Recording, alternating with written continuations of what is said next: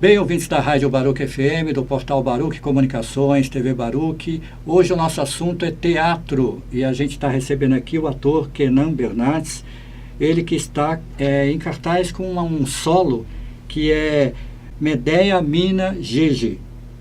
O Kenan, seja bem-vindo à Rádio Baruch FM aqui, ao portal Baruch Comunicações. Primeiro eu gostaria de saber como é que surgiu a ideia dessa dramaturgia, o que você tem para falar para a gente. Certo. Boa tarde, Afrânio, a todos os ouvintes e ao pessoal que está assistindo também o vídeo aqui da Rádio Baruch. Muito obrigado pelo convite. E, bom, a ideia do espetáculo, ela surgiu, eu acho que ela foi um longo processo, na verdade, né? Porque desde o meu período de formação ainda na Escola de Artes, acho que Medea foi, assim, das tragédias, quando a gente estava ali estudando a história do teatro, né, e estudando a história do teatro grego, início do teatro ocidental, Medea, eu acredito, foi uma das tragédias que mais me chamou a atenção. Então, de alguma forma, isso ficou guardado no meu inconsciente e um desejo de algum dia poder fazer alguma coisa em relação a isso. Mas só em 2016 é que eu fui olhar de fato para o texto do Eurípides e pensar que, não, sim, eu quero fazer um projeto, quero desenvolver um espetáculo a partir daqui, mas como é que eu faço? Porque, afinal de contas, Medea é uma mulher, tem uma série de personagens e eu gostaria de fazer um solo. Foi só em 2016 que eu comecei a desenhar esse projeto. No início, eu não sabia, a gente não sabia ainda que o espetáculo ele ia fazer essa relação com a escravidão no Brasil. Estudando a Medea, assistindo as várias adaptações que foram feitas para o cinema, eu fui ali entendendo um caminho na busca de uma embocadura, de um discurso que coubesse na minha boca, e que tivesse a ver com a figura que a Medea se apresentaria, que a Medea que se apresentaria no palco teria esse corpo, teria esse tom de pele. Então, de que maneira que eu poderia usar todas essas características como uma potência, né, e não como uma limitação para que o espetáculo acontecesse. Bacana. E você falou desse processo todo que começou em 2016. Como é que foi esse trabalho mesmo? Como é que você se preparou como ator para esse solo? Certo, teve um primeiro momento, um primeiro ano ali que foi um ano de estudos só, então foi de muita leitura, de conversa, de assistir essas referências todas, de assistir palestras, de conversar com pessoas, de buscar quais haviam sido as outras montagens de Medea que já tinham existido no Brasil e mesmo fora do Brasil, para eu ver sobre qual perspectiva eu poderia abordar o espetáculo. Foi assistindo uma palestra do professor Alexandre Costa, que é um professor de filosofia na Universidade Federal do Rio de Janeiro, a respeito da Medea, que eu comecei a vislumbrar um caminho. Nessa palestra, o professor Alexandre ele fazia uma análise da Medea, que foi levada para o cinema pelo cineasta italiano Pasolini. E nessa análise, ele puxava alguns traços que começaram a me dar um caminho. Por exemplo, de como a Medea do Pasolini dava um enfoque no fato de que a Medea era uma estrangeira, o que viria depois a aparecer na nossa releitura, né, do espetáculo Medea Mina Gigi. Qual a relação da Medea com a espiritualidade ou com o panteão místico dela, né? E qual é a trajetória que no filme essa Medea faz, né? Na Medea do Pasolini, o que a gente vê é a trajetória de uma mulher que ela se apaixona perdidamente por Jasão, e essa paixão faz com que ela abandone a família, abandone a terra, abandone inclusive os próprios deuses, que eram deuses diferentes do Jasão. E quando ela, num determinado momento da vida dela, se vê abandonada por este por este homem, ela se vê também desconectada da sua própria ancestralidade, das suas próprias origens, e ela começa a fazer um caminho de volta. Naquele momento também eu estava passando por um processo de olhar para a minha própria ancestralidade, de olhar para minhas próprias raízes e de me questionar a respeito das minhas origens.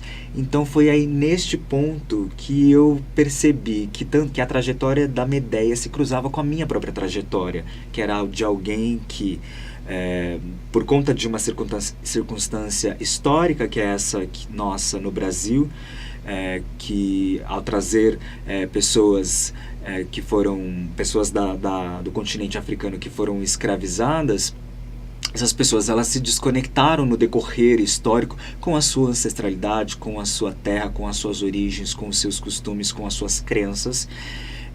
E em determinado momento, de que maneira que essas pessoas, que esses povos todos que aqui chegaram fizeram, o que eles fizeram para poder se reconectar consigo mesmo, né? O que é que eles guardavam. E eu estava nesse processo, né, de olhar para minha própria ancestralidade, para as memórias dos meus antepassados, numa busca mesmo, numa jornada interior de me reconhecer, né, como alguém que descende desses povos, sem saber exatamente de onde que vêm os meus antepassados, mas sabendo que eles vêm de alguma parte do continente africano. E aí é nesse ponto que a minha trajetória ela se conecta com a trajetória dessa Medéia estrangeira, que também deixa a sua terra, né, por motivos diferentes. Sim, mas deixa a sua terra, deixa... Perdão? O enredo é parecido. O enredo tem ali alguns traços, né? Eu comecei a enxergar no texto do Eurípides alguns traços que faziam com que as nossas trajetórias, minha e da Medéia, pudessem se cruzar e a partir daí a gente construir um espetáculo. Foi nesse contexto, quando eu comecei a entender que essa Medéia ela iria ser uma Medéia que faria na peça um percurso que buscasse uma reconexão com a própria ancestralidade, que eu encontrei o meu caminho. Foi quando eu comecei a perceber que essa Medéia que eu faria no espetáculo seria uma Medéia africana, foi que eu comecei a entender os desdobramentos desse espetáculo que eu desejava fazer. E foi assim que aí foi que eu fui convidando as pessoas e a gente foi conversando e foi conduzindo a construção do espetáculo, mas tendo em vista esse panorama que eu tô te contando. Bacana. Kenan, e nesse trabalho de pesquisa, né, que você começou em 2016 e tudo, o que mais te chamou a atenção quando você começou a se aprofundar e buscar elementos, né, e buscar toda essa bagagem para a construção do solo, do espetáculo? O que mais te chamou a atenção, né, nesse enredo todo, nessa história? Você sabe que aí a gente entra num segundo momento do processo, que é quando eu já sabia também que eu gostaria de trabalhar com o autor da peça, o Rudinei Borges dos Santos, porque eu já tinha visto alguns espetáculos dele, então já estava de olho, sabia que ele tinha uma linguagem que poderia casar bem com esse universo que eu estava querendo trazer à cena. Aí a gente marcou um café e fomos conversar, fui apresentar o projeto para ele. E aí coloquei essas questões todas, né? Falei, olha, Rudinei, eu não sei exatamente, naquele momento, eu não sei exatamente para onde é que a gente vai caminhar, mas eu não gostaria de ignorar o fato de que a Medéia, mesmo que a gente não fale sobre a questão da escravidão, como a gente veio a falar, mesmo que a gente não fale a respeito de uma Medéia, como a gente fala na peça, né, que é uma Medéia preta, escravizada e preta, a Medéia que o público vai ver, ela vai ter esse corpo, né? Ela vai ter essa cor de pele, esse tom de pele. Então, ainda que a gente não fale sobre o assunto, isso já estará em cena como signo, como código. Pois bem, a gente fez uma pausa ali de uns primeiros encontros, e nesse meio do caminho o Rudinei fez uma viagem, ele foi para Minas Gerais. E em Minas Gerais ele fez uma visita como turista mesmo numa mina que chama Mina Gege, e ali ele entrou em contato com uma outra parte da narrativa que depois a gente junta com a história de Medéia, que é essa história de crianças que eram escravizadas nas Minas Gerais no finalzinho do século XVIII, durante o ciclo de mineração ali, o ciclo de busca do ouro naquela região. A história nos conta, as referências que a gente encontrou nos conta que os meninos eles eram usados para entrar nas minas por causa de baixa estatura, e o que acontecia é que eles eram castrados para que, quando eles estavam chegando perto da puberdade, para que não se desenvolvessem os hormônios e eles não ficassem muito altos e pudessem permanecer numa estatura baixa para poder continuar entrando na mina em busca de ouro. Esses meninos não viviam muito. As notícias que a gente tem é que eles viviam no máximo até uns 16, 17 anos. Porque as condições de trabalho eram muito insalubres. Foi com essa particularidade da história do Brasil que a gente começou a imaginar, tendo a história desses meninos, que a gente começou a imaginar, falar assim, poxa, mas como é que seria a relação de uma mãe cujo filho é obrigado a trabalhar nas minas de ouro, e esta mãe sabendo que esse filho cedo ou tarde morrerá. O que é que essa mãe vai fazer? Né? E aí a gente entra no nosso processo, que é uma releitura da Medéia original, que no texto do Eurípides, a Medéia mata os filhos por vingança do marido que a traiu, né? No nosso espetáculo, e aqui eu posso, enfim, tranquilamente dar um spoiler, porque, enfim, é um texto que já tem foi escrito, o texto do Eurípides foi escrito há cerca de 430 anos antes de Cristo, então é um spoiler que já está dado aí na história há muito tempo. Na nossa releitura, a Medéia mata o filho com a tentativa, com o objetivo de libertá-lo dos sofrimentos da escravidão. Então é aí que a gente vai. Então essa história foi uma das histórias que, quando a gente se deu diante dela, a gente falou assim, nossa, a gente está com um material muito rico, e isso nos interessa. Nos interessava falar sobre uma tragédia, trazer uma tragédia grega, fazer uma releitura de uma tragédia grega. Nos interessava falar sobre Brasil, nos interessava falar sobre, além de falar sobre Brasil, falar sobre aquilo que é muito comum, uma particularidade da nossa cultura, que é de não lidar com as mazelas, com as chagas, né, com as feridas que a gente tem na nossa história, de uma maneira adulta, madura, de olhar para frente, né? Era isso até que eu ia colocar, né? Um texto também bem atual, que acaba sendo atual até por essa história que você contou dos meninos. A gente remete hoje para os meninos do tráfico, né? Exatamente, exatamente. Acho que a gente faz um paralelo. É possível fazer esse paralelo na medida em que a gente também pode olhar os dados que estão aí à disposição. É só você digitar no Google, se você digitar a respeito de genocídio da juventude negra, né, você vai descobrir que dos homicídios todos que são cometidos no Brasil hoje, mais de 70% são de jovens, né, que estão aí entre os 15 e os 29 anos, né, e dessa porcentagem, mais da metade são jovens negros e pobres, né.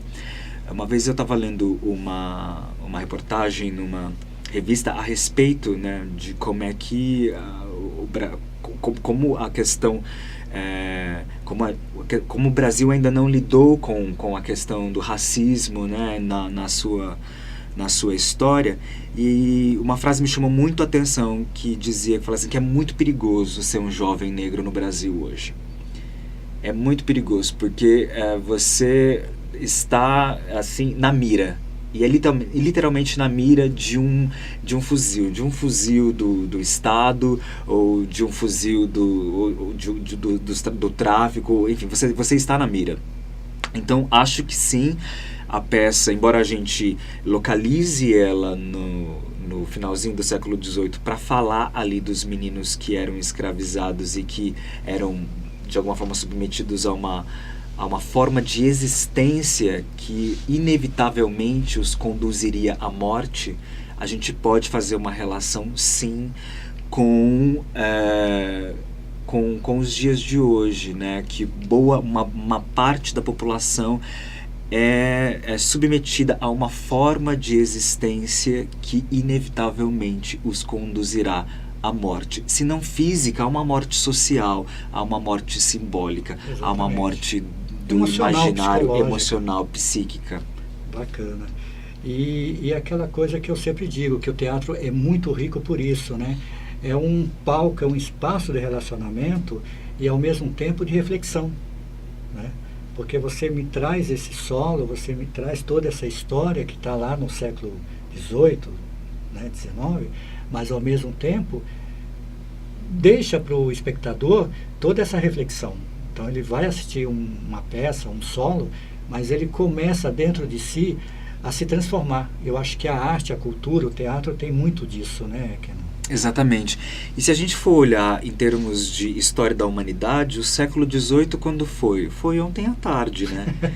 Né? Se a gente colocar assim, né? Quanto tempo a humanidade está sobre o planeta Terra? Exatamente. Né? E o século XVIII foi ontem à tarde. Exato. Então parece que foi muito tempo, mas não. A gente ainda carrega a herança das escolhas e do projeto de Estado mesmo, de formação de Brasil, porque é muito pouco tempo, nós somos um país muito jovem. Você sabe que durante o processo também eu li um livro que o Lázaro Ramos lançou faz pouco tempo, que era aquele livro, um livro Na Minha Pele. Depois que eu terminei a leitura, eu fiquei bastante impactado porque ele conta a trajetória dele como alguém que faz parte do mainstream, da grande mídia, mas que ele vem de uma trajetória que pesquisa a questão das africanidades, né, e sempre tentou levar isso para o trabalho dele, e ele conta um pouco dessa trajetória. E na ocasião eu cheguei a escrever uma carta aberta para ele, que foi respondida, eu coloquei nas redes e foi respondida por ele e tal. Mas o que esse livro me levou a pensar foi sobre a importância da arte como um instrumento para se estabelecer e criar imaginários que pudessem afetar as pessoas, né? O Vladimir Safatli, que é um pensador da USP, ele fala sobre isso, né? De como a importância da gente de se trabalhar. Ele fala isso dentro de um outro contexto, de um contexto político, mas de como a gente trabalhar para a inserção de novos afetos na sociedade pode fazer com que uma sociedade seja transformada, né? A gente às vezes vê determinadas discussões em pauta nos grandes jornais, nos grandes veículos de comunicação, e às vezes as pessoas talvez fiquem um pouco cansadas e saturadas pela forma ou pelo conteúdo. A arte tem a possibilidade de ir em lugares que às vezes uma discussão que só lida com o argumento lógico não é capaz de ir, porque ela é capaz de ir no campo do sensível, de atuar no campo lúdico, do sensível, no campo lúdico das pessoas. Exatamente. Que todos nós temos. Todos nós temos. Né? Exatamente. Bem, mas vamos voltar a falar desse solo. Queria que você falasse um pouquinho agora sobre a direção e também dos elementos cênicos que compõem a peça, né? passar para o nosso ouvinte aqui como é que vocês idealizaram tudo isso e como é que esses elementos acabam dialogando com essa dramaturgia toda. A direção ela é assinada pela diretora Juliana Monteiro, que eu conheço há muitos anos, e há muitos anos eu namorava assim, né, a possibilidade de fazer um projeto com ela. E a Juliana, ela tem uma pesquisa ligada com as teatralidades orientais. Ela chegou a morar no Japão um tempo, então ela vem de um universo que me interessava muito. Embora eu seja brasileiro, embora eu seja um brasileiro negro, embora eu estivesse em busca das minhas ancestralidades africanas, eu também sempre fui muito apaixonado pela cultura oriental e eu morei no Oriente muito tempo. E também desejava fazer com que, de que maneira que isso que eu sou, uma vez que eu não sou africano, eu sabia que eu não ia fazer um espetáculo exatamente africano, né, assim, porque não é o que eu sou. Mas como é que eu poderia fazer com todas as referências que eu tenho? Então, por isso que eu convidei a Juliana para que ela viesse e ela trouxesse esse universo. A gente brinca que é como se uma das nossas referências foi um bailarino de Butô, Kazuo Ono. Se eventualmente um dia o Kazuo Ono tivesse feito uma viagem para o continente africano e aquilo tivesse impactado ele em alguma dimensão, como é que ele responderia isso artisticamente? Claro, guardadas todas as proporções, porque eu não sou bailarino e também não sou, né, não sou um conhecedor nem pesquisador de Butô, mas sou um profundo admirador. Mas tem esses elementos. A gente foi olhar no nosso processo de construção do espetáculo, a gente foi olhar para o Butô, a gente foi olhar para uma série de danças tradicionais de povos africanos, a gente foi olhar para aquilo que vem sendo produzido nos últimos anos por bailarinos que são oriundos de diversas partes do continente africano, como o Kofi Kokô. A gente foi olhar para o trabalho de uma bailarina chamada Josephine Baker. Esses elementos todos eles ajudaram a construir a corporeidade, assim, né? O corpo mesmo do ator que estaria em cena. É um espetáculo com uma proposta de visualidade plástica bastante contundente. Aliás, esse era um desejo do projeto desde o início, de que a gente pudesse proporcionar ao espectador uma experiência de como se ele estivesse diante de um quadro vivo. Se ele pudesse ir a um museu e pudesse ver as tintas dançando na tela no momento em que um quadro ele é feito, então era essa a experiência que a gente gostaria que o espectador tivesse. Então, por isso, o trabalho da Juliana foi absolutamente fundamental, porque é uma pessoa que vem trabalhando com preparação de atores e com direção de atores e trabalhando com o corpo do ator há muitos anos, né? E a gente foi usando todas essas referências para construir essa plasticidade que a gente queria que o espetáculo tivesse.